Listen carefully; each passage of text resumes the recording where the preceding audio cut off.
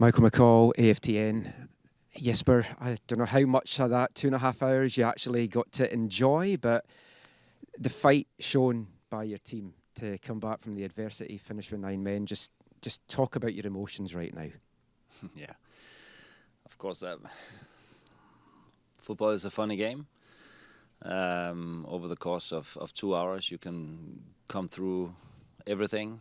We played, for me, a very, very good first half. Second half, they changed and got momentum going. They played through the middle, and we really gave the ball away too easy. And then in the extra time, we were of course lucky to get the win. But the players, they did everything, and sometimes you just have to put everything you got on the pitch and see what happens. If you're 2 men down, normally it's not possible to get through 25 minutes. But the players did it. They're extremely disciplined. They're extremely, unselfish. Everybody put everything out on the pitch, and and then a little bit of luck in the end. And of course, I'm really I'm so happy for the players because we've had such a great season so far, and everybody has chipped in throughout the season. We've faced adversity throughout, and also today in today's game. And everybody is just trying to stick to the plan and try to do everything they can and try to help their teammate. And everybody just they all team everybody, and I think it's I'm happy for everybody, but I'm also a little bit tired now. I don't blame you. You're a very pragmatic guy, so I don't know how much you believe in fate, but when they hit the woodwork twice in stoppage time at extra time, did you think then, this is ours? No.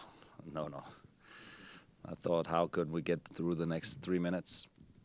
But of course, we had a lot of tired players in the end, and we couldn't really stop them. Of course, we couldn't. We were playing with 2 men down. We wanted to play out from the back, but it seemed like we didn't really believe in it, and players on the pitch were not comfortable. So we gave the ball away all the time, and they just came at us all through the last 30 minutes, and it was you have to believe that you can do it. You have to believe that you can put something up, and you have to trust that that we also have a structure that has to help you when things are difficult. Not just when it's easy, then everybody can play, but when it's difficult, and it was difficult today, and then you need a little bit of luck in the end, but we got that, and we will not complain about that.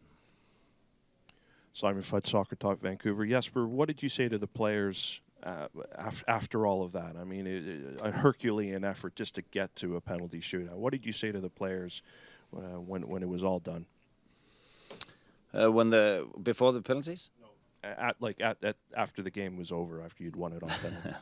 Yeah, I said that it was amazing that we could find the energy and we could find the composure, and sometimes you have to bring things.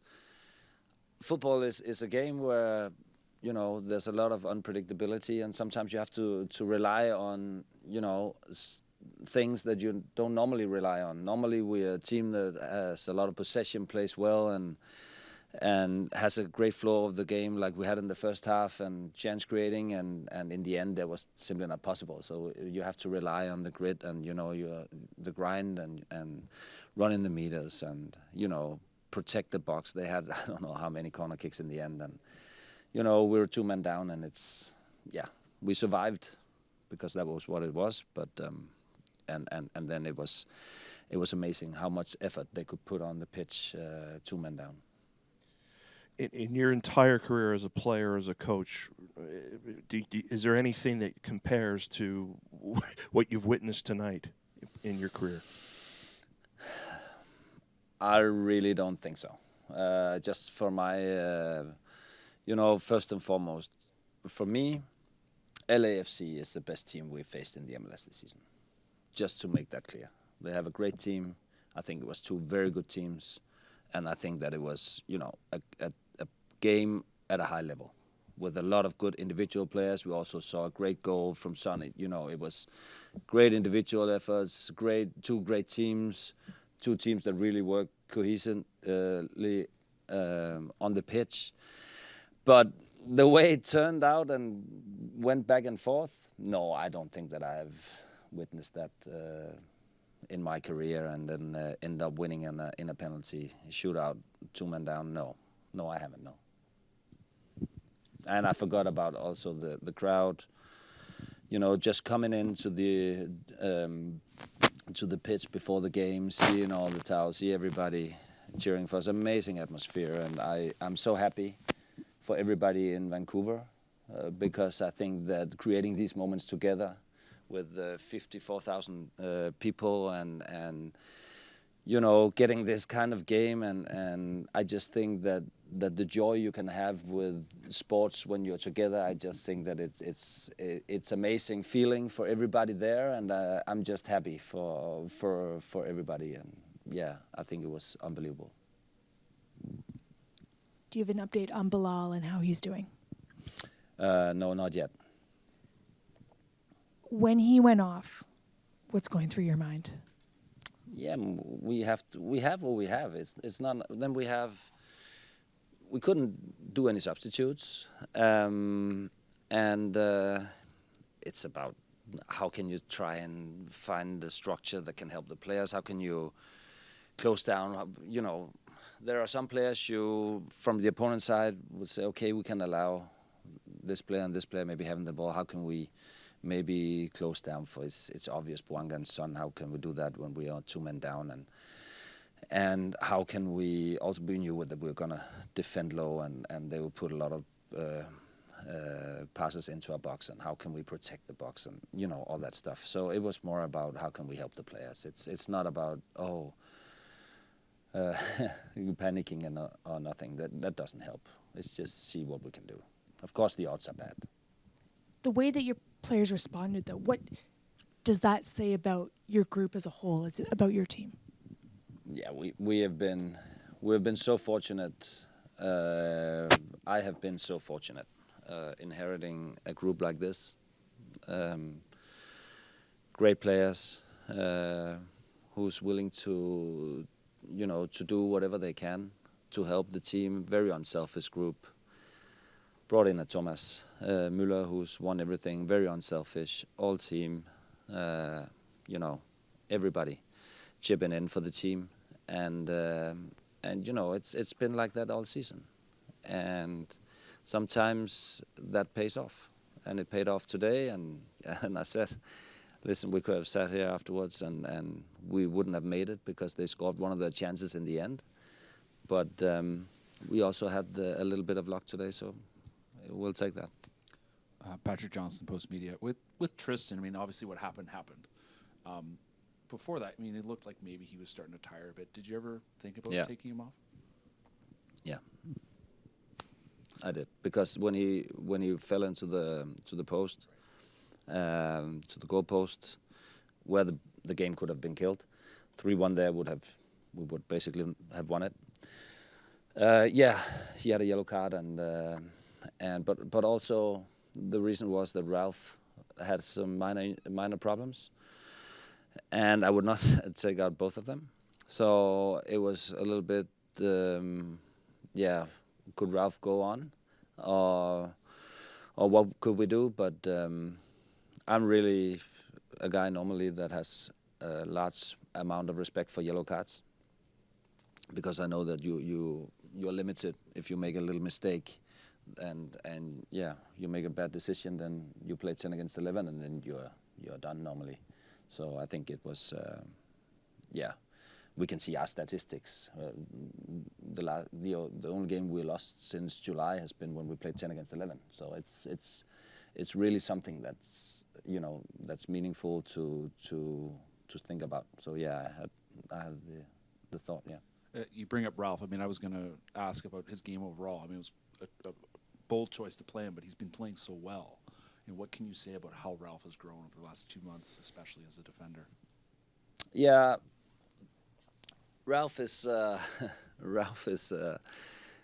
is a player where you know, it's easy to say that he is a very good player on the ball. It's easy to see that he has very good abilities on the ball. He's a great passer and he's technically very strong. Sometimes maybe with the high intensity pressure we play with, it's been a little bit difficult for him to play in the midfield. But he's also done very well there. But you know, we had the idea that he could play as a center back. It opens up the space a little bit more when he can take the ball more forward. He should have done that more in the second half, because that was when we started protecting too much and played backwards instead of he can take the ball forward and he can dribble it forward and break the lines himself.